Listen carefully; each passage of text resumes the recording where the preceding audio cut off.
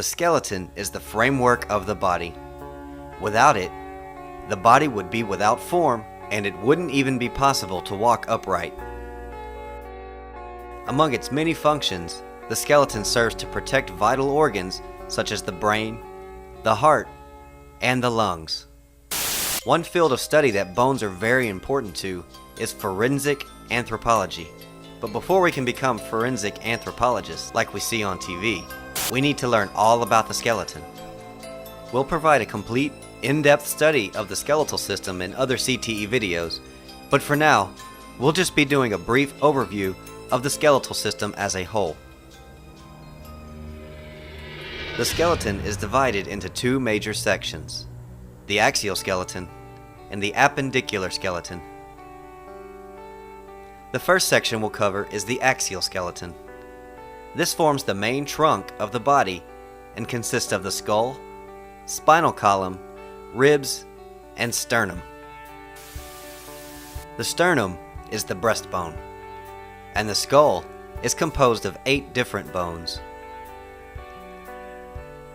The spinal column is also known as the vertebral.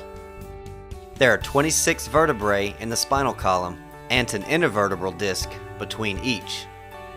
The vertebral or spinal column's function is to protect the spinal cord. The main function of the invertebral disc is to act as a shock absorber between each vertebra. The costae, or ribs, are composed of 24 ribs, or 12 pairs of ribs.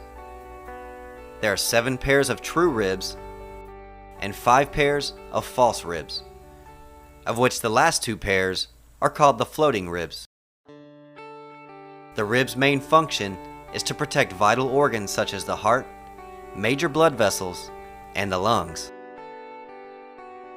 These bones are also responsible for the production or creation of blood.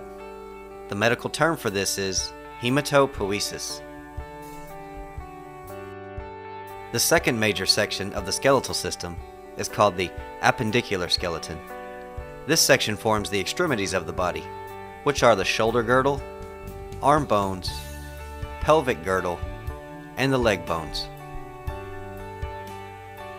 The shoulder girdle is comprised of 4 bones. It's made up of 2 clavicles, known as the collarbones, and 2 scapulas, which are known as the shoulder bones. Together, these bones form the shoulder girdle to which the arm bones attach to. The arm is composed of 3 bones. The upper bone is known as the humerus. This is categorized as a long bone.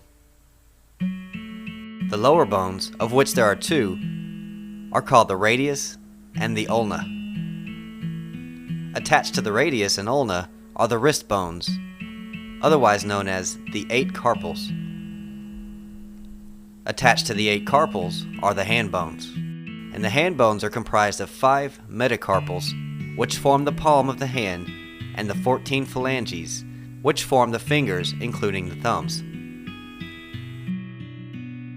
The pelvic girdle is the structure to which the leg bones are attached. The pelvic girdle is made up of 2 os coxae, or hip bones. Each hip bone is divided into 3 sections: the ilium, the ischium, and the symphysis, or pubis. The leg bones are attached to the pelvic sockets, called the acetabulums. Each leg consists of 1 femur, or thigh bone. It is in the upper leg and is also categorized as a long bone. Between the upper and lower leg is the patella, or kneecap. And the lower leg is composed of the tibia and fibula. The tibia is known as the shin bone, and the fibula runs parallel to it. Attached to the lower leg are the 7 tarsals known as the ankle bones. Attached to the ankle bones are the 5 metatarsals. And attached to these bones are the 14 phalanges, which are the toes. And last but not least of the leg bones is the heel of the foot. This is known as the calcaneus. Long bones are hard, dense bones that provide strength, structure, and mobility. An example is the femur or thigh bone.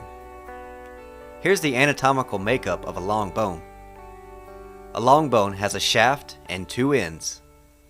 The shaft is known as the diaphysis, and the two ends are called the proximal epiphysis and the distal epiphysis. The medullary canal is a cavity in the diaphysis, which is filled with yellow marrow. The endosteum is a membrane that lines the medullary canal and keeps the yellow marrow intact. The outside of the bone is covered with a tough membrane called the periosteum. Joints are formed where two or more bones are joined together. The joints are divided into three major categories defined as to how these joints move. Diarthrosis or synovial means freely movable.